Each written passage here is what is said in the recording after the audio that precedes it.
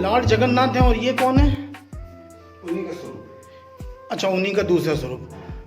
आपका नाम क्या है? हमारा नाम के शुक्ला है। शुक्ला जी। शुक्ला जी हमारे साथ हैं और हम इस वक्त खड़े हुए हैं भीतर गांव में, जो बहता बुजुर्ग करके दूसरा मंदिर है जो कि गुप्त वंश का है और इसको राजकीय धरोहर घोषित किया गया। और शुक्ला जी के बारे में मुझे अभी अभी पता चला कि शायद इन्होंने 5 वर्ष से कुछ अन्न ग्रहण नहीं किया। तो ये आपकी दिनचर्या कैसी है शुक्ला जी? मतलब क्या क्या कैसे खाते हैं, कैसे जीवित हैं?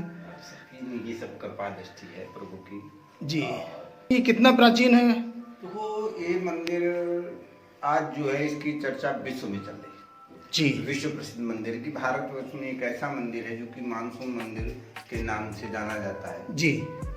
और इसके छत में देखेंगे ये जो लगा हुआ है स्क्वायर में पत्थर है जी। यही मानसून पत्थर है। जैसे ही मानसून बनता है ये जो स्क्वायर वाला पत्थर है हाँ। ये वैसे ही बस इसके टपकने लगता है और ये तब तक टपकता है जब तक बरसात नहीं होती। जहाँ बरसात शुरू हो जाती तो ये सूख जाता है, इस पे बूंदे नहीं दिखाई देती। इसमें इससे बरसात हो रही है, अब इसमें बूंदे नहीं दिखाई देंगी। इसके पहले आप आते बरसात होने के पहले तो आपको साफ इसमें बूंदे दिखाई देती।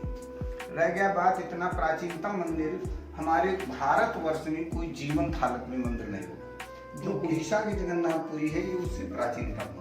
पहले उससे प्राचीन है? हाँ, ये पहले की जगन्नाथपुरी यही रही है। अब आप देखेंगे कि आपको ये लगेगा कि एक ही पत्थर पे सब उकेरा गया जी, लेकिन आप पीछे से आएंगे देखेंगे इधर से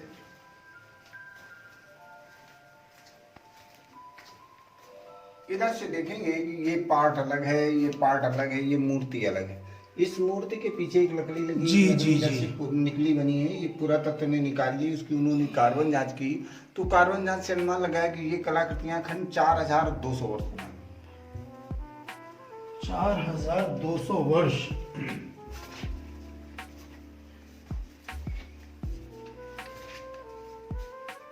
तब तो उससे भी ज्यादा है, मतलब 5वीं शताब्दी से ज्यादा पुरानी है। ये बात देखेंगे कि आपको 4000 वर्ष पुराना कोई भी स्थान आपको जीवंत नहीं मिलेगा। लेकिन ये 4000 वर्ष पुराना स्थान जीवंत क्यों है? काम ये प्राचीन संभव प्रसिद्ध स्थान रहा है। तो यहाँ जो भी राजा आते गए वो कुछ न कुछ पुनर्निर्माण करते गए। कहीं तक इस मंदिर का कई बार मुद्दा, ये मंदिर मूल स्वरूप नहीं। जैसे ही आपने मंदिर में प्रवेश किया जो प्रथम खंड है वहाँ देखेंगे कि एक कोठी दक्षिण साइड में, कोठी उत्तर साइड में। जो दक्षिण साइड में कोठरी है उसमें सूर्य मूर्ति है। इतिहासकारों का मानना है कि सूर्य की जो मूर्तियां हैं वो ईसा मसीह के जन्म से 2 सदी पूर्व बनती थी। उसके बाद सूर्य की मूर्तियों का बनना बिल्कुल बंद हो गया, फिर शायद धर्म आ गया है। उत्तर साइड की कोठरी में भगवान विष्णु की लेटी हुई मूर्ति है। तो इतिहासकारों का मानना है जो विष्णु की लेटी हुई मूर्ति है ये कुषाण काल में बनती थी। कुषाण काल का प्रमुख राजा कनिष्क दूसरी सदी। अब आप ये देखेंगे ये जो कलाकृतियां हैं ये गुप्त काल से मेल खाती हैं। गुप्त काल में इसको सूर्य की मुखी आकृति मानते थे और इसको कलश मानते थे। गुप्त काल मतलब चंद्रगुप्त मौर्य या समुद्रगुप्त? समुद्र। ये देखेंगे जो मुख से निकलती बेलपत्ती दिखाई गई, कलाकार ने कला के माध्यम दर्शाने को उसके सूर्य जीवन का आधार। अब आप इधर देखेंगे ये जो आकृति है ये आकृति चंद्रगुप्त मौर्य के समय जो सिक्के मिलते हैं उसमें आकृति मिलती है। इसके मतलब जो है चंद्रगुप्त मौर्य के समय भी काम हुआ।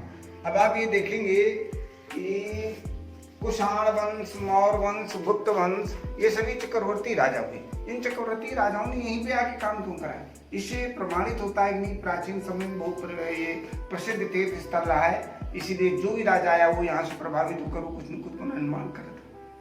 तीसरी बात इधर देखेंगे कि ये जो आकृति है इस आकृति को एक मंदिर नुमा बना के उसके अंदर रखा गया। आप लोगों ने पढ़ा होगा इंडस वैली, सिंधु घाटी सभ्यता जी। सिंधु घाटी सभ्यता में लिखा होगा कि सिंधु घाटी सभ्यता काल के लोग प्रतीक चिन्हों की पूजा करते थे। वहीं लिखा होगा कि सिंधु घाटी सभ्यता काल के लोग प्रकृति की पूजा करते थे, प्रकृति चक्र की पूजा करते थे। अब यहाँ जो इतिहासकारों ने लिखा, लेकिन हमारे इतिहास को बहुत बरगलाया उन्होंने। वहाँ ये नहीं दर्शाया कि प्रतीक चिन्हों की पूजा करते थे, तो प्रतीक चिन्ह में किसकी पूजा करते थे, क्यों करते थे, ये तो हम अब बताते हैं कि इसमें जो प्रतीक चिन्हों की क्यों पूजा करते थे और किसकी पूजा करते थे। हमारे यहाँ मूर्ति प्रतिष्ठा सिद्धांत के अंतर्गत जब हम भगवान विष्णु की मूर्ति स्थापित करते हैं, तो स्थापित करने के से पहले हम ये नीचे का जो बेस है जी, इसको बनाते हैं। इसको हम पुराण की भाषा में पिंडी अथवा प्रकृति बोलते हैं। ओके, प्रकृति बोलते हैं। प्रकृति के हमारे यहाँ 3 गुण होते हैं, सत, रज, तम। ये हो गई वेदी, जिसको आसन बोलते हैं। ये नीचे का क्षेत्र हुआ प्रकृति, ये प्रकृति के बीचों में सेंटर में बनाया गया जी। ये प्रकृति चक्र है, ये रोटेट करता है, घूमता है। अब ये देखेंगे प्रकृति चक्र है तो इसको गोला बनाना चाहिए, गोला नहीं बनाए।